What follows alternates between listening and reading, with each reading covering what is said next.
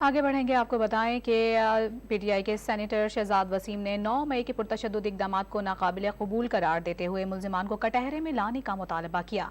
इस्लामाबाद में मीडिया से गुफ्तगू में कहा कि 9 मई के वाक़यात अफसोसनाक, दिलखराश और इंदोनाक थे।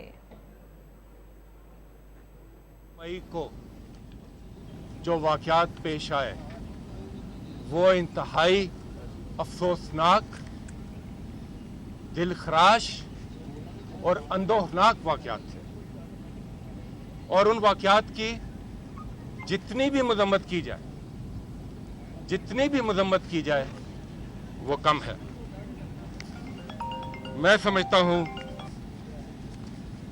कि उस दिन के जो वाक़यात हैं वो काबिल मज़म्मत के साथ साथ नाकाबिल कबूल भी हैं, और जो लोग इन वाक़यात में मुलविस हैं उनको करारवा की सज़ा मिलना वक्त का तकाज़ा है।